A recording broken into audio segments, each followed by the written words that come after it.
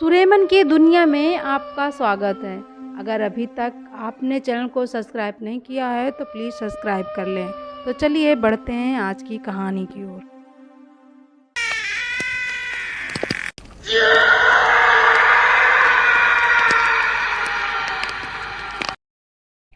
Highway गंतव्य तक सुगमता से पहुंचाने के लिए बनाए गए हैं, लेकिन कुछ हाईवे आम इंसानों के लिए बने ही नहीं होते।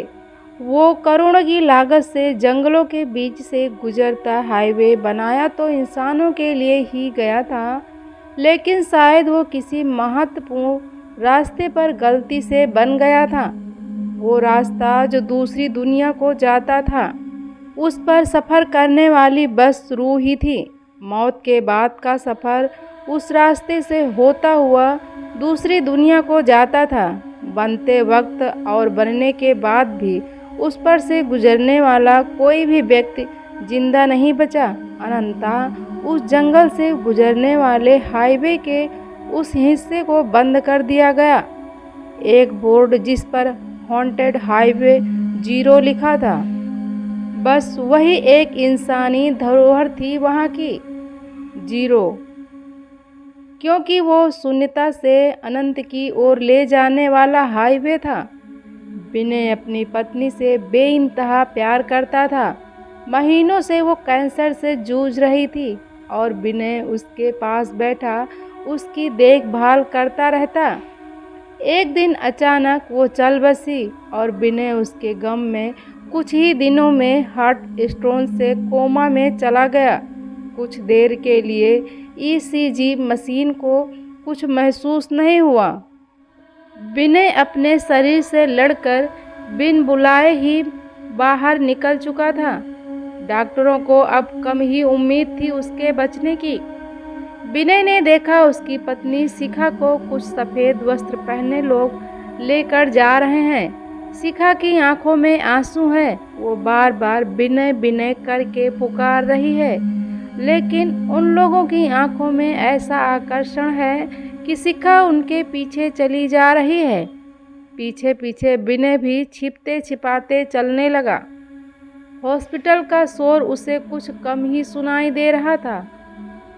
बाहर देखा तो एक सफ़ेद पंखों से सुंदर सी पालकी सजी थी। शिखा उसमें बैठ गई और वो लोग पालकी उठाए चलने लगे। विनय भी उनके पीछे हो लिया। विनय वहाँ खड़ा था जहाँ से लोग एक लंबा सफ़र तय करके दूसरी दुनिया में प्रवेश करने जाते हैं। हजारों आत्माएं खड़ी थी कतार में। नाम, पता और मौत का कारण पूछकर उन्हें हाईवे पर भेजा जा रहा था। हर दिशा से काले मोटे भैंसे उड़कर आ रहे थे। कुछ लोग पालकियों में भी जा रहे थे। विनय को लगा शिखा बहुत पवित्र दिल की थी, शायद इसीलिए उसके लिए फरिश्ते भेजे गए। शिखा पालकी से उतरी और एक सफ़ेद रथ में जाकर बैठ गई। विनय भी तेजी से भागा और रथ के पीछे छिप गया। सफ़ेद घोड़ों से सजा वो रथ कितना सुंदर और अलौकिक प्रतीत हो रहा था। विनय पीछे छिपकर आसपास देख रहा था। ऐसा नज़ारा तो उसने सपने में भी नहीं देखा था कभी। काले भैंसों से कुछ आत्माएं उतरना ही नहीं चाह रही थी। काले कपड़े पहने दूतों से वो वापस ले जाने के लिए गिड़गिड़ा रही थी। उन्हें काली बिल्लियां डरा डरा कर नीचे उतार रही थी। कई किलोमीटर तक लंबी कतार लगी थी वहाँ। ऐसा लग रहा था मानो देश के हर कोने से मरे हुए लोग वहीं आ पहुँचे थे। कुछ ही लोग पालकी में थे, बाकियों को भैंसों से उतार लाइनों में खड़ा कर दिया जा रहा था।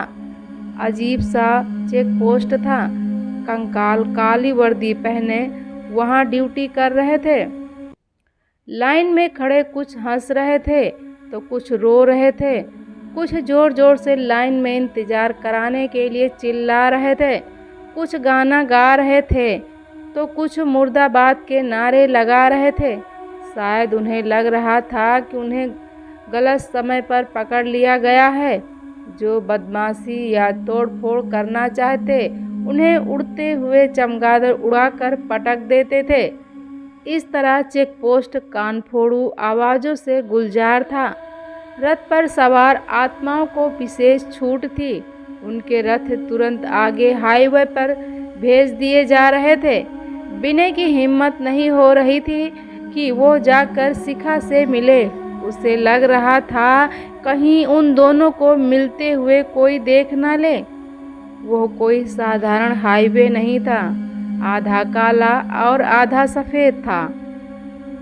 काले रंग पर थकी हारी रूहें चल रही थी। गिट्टियों से भरी थी वो काली सड़क। कोई दर्द से कराह रहा था तो कोई पानी मांग रहा था। उस ओर पेड़ भी सारे सूखे ठूंठ थे, बिन पत्तों, फलों और छाया के। जो बेहोश हो जाते उन्हें चमगादड़ उठाकर ठूंठों पर टांग देते। बिना चप्पलों के उन्हें तपती काली सड़क पर चलना पड़ रहा था। कोई किसी को कंधा तक नहीं दे रहा था। सब बस अपनी ही कहानी सुनाए जा रहे थे। किस किस तरीके से उनकी मौत हुई थी। किसी को करंट लगा था तो कोई ट्रेन से नीचे कटा था, कोई बीमार था तो कोई नींद में मरा था, किसी की तस्करी हुई थी तो कोई गोली खाया था, कोई डूबकर मरा था तो कोई गिरकर मरा था। सफ़ेद हिस्सा जिस पर रथ चल रहा था वो बहुत खूबसूरत लग रहा था। बगल में फलों से लदे छायादार पेड़ और फूलों से सजे खेत। हवा में सुगंध थी। मंद मंद हवा बह रही थी और परियां आसमान में खेल रही थी। रथ खूब तेजी से दौड़ता हुआ पुण्य टोल प्लाजा पहुंचा। काली सड़क पर कंकाल बैठे थे, हाथ में एक मशीन लिए। जिसके पास थोड़े बहुत पुण्य कर्म थे खाते में, उन्हें आगे बढ़ने दिया जाता और बाकियों को वहीं रोककर बगल की पहाड़ी पर भेजा जा रहा था। कुछ किनारे सड़क की मरम्मत में जुटे थे, कुछ पत्थर तोड़ते हुए दिखे, कुछ जोर जोर से ठक ठक की आवाज़ें आ रही थी। मजदूरी करके जो पुण्य इकट्ठा करते उससे उन्हें पुण्य टोल पार करा दिया जाता। इतना पुण्य टोल लेने के बाद सड़क का ये हाल।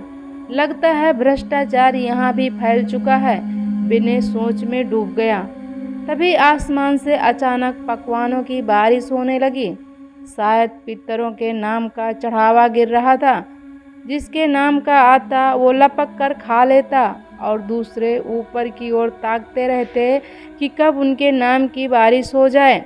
ठूठ पर बैठे कावे ये सब देख जोर जोर से काँव काँव कर रहे थे।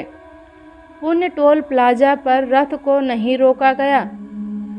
शायद वीआईपी बर्ताव होता हो रथ सवार लोगों के साथ। विनय सोचकर मुस्कुराया। रथ तेजी से आगे बढ़ता जा रहा था। उस सफ़ेद सड़क पर बहुत कम ही रथ दिख रहे थे।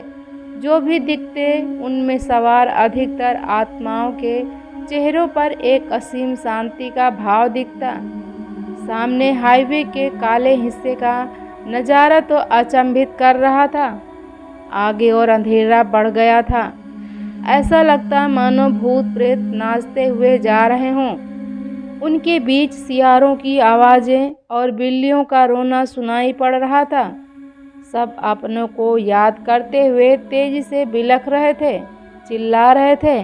कंकाल के सिपाही उन्हें सीटी बजाकर चुप कराना चाहते, पर वो सब सुनना ही नहीं चाह रहे थे।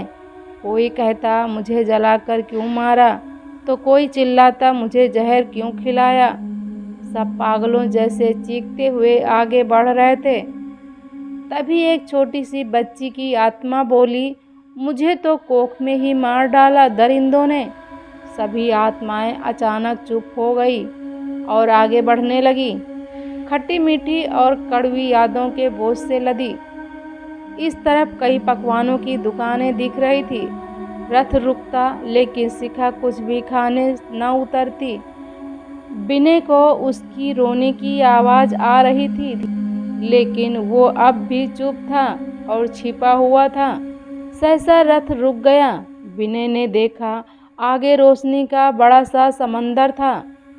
उस ओर नज़र पड़ी तो खौलता हुआ खून दिखा। वो हाईवे बस यहीं तक था। सब एक एक कर कूद रहे थे उस उबाल खाते खूनी समंदर में। शिखा भी रथ से नीचे उतरी और आगे बढ़ रही थी कि विनय ने उसका हाथ थाम लिया। शिखा, तुम नहीं जा सकती मुझे अकेला छोड़कर। शिखा, रुक जाओ। विनय रोए जा रहा था। शिखा अचानक विनय को पास देखकर खुशी से उछल पड़ी। तभी फरिश्ते विनय को पकड़ने के लिए आगे बढ़े। शिखा ने उनसे हाथ जोड़कर माफ़ी मांगते हुए बोली, मेरा सारा पुण्य ले लो, लेकिन इन्हें कुछ ना करो। ये मुझसे बहुत प्यार करते हैं। मेरा प्यार ही इन्हें यहाँ खींच कर लाया है। इन्हें वापस जाने दो, इनको ना पकड़ो। फरिश्ते रुक गए। विनय रोते हुए हिचकियाँ लेने लगा, फिर भी बोले जा रहा था, प्लीज़ शिखा मत जाओ। शिखा ने अपने और विनय के आंसू पोंछे और बोली, आपको जाना होगा वापस बच्चों की खातिर। वो राह देख रहे होंगे आपकी। अकेले कैसे रहेंगे? आप जाइए, मैं आपका इंतज़ार करूंगी वहाँ। अकेली जा रही हूँ, लेकिन अगला जन्म आपके ही साथ लूँगी। अब इजाज़त दो विनय। ये कहते हुए शिखा रोशनी के उस अथाह समंदर में कूद गई। ईसीजी मशीन में फिर जान आ गई थी। 1 घंटे से लोग उसे निहार रहे थे। धीमे धीमे विनय की आंखें खुल रही थी। वो शिखा को ढूंढ रहा था, लेकिन वहाँ उसके सामने बस उसके बच्चे और माता पिता खड़े थे। उनकी आंखों में खुशी के आंसू थे और विनय का रोम रोम शिखा के लिए रो रहा था। विनय ने अपने मौत के मुंह से वापस आने के सफ़र पर एक उपन्यास लिखा और शिखा के नाम से एक स्वयंसेवी संस्था शुरू की। गरीबों और बेसहाराओं की मदद के लिए वह उस रोशनी के समंदर की तरह दूसरों की दुनिया रोशन करने में जुट गया।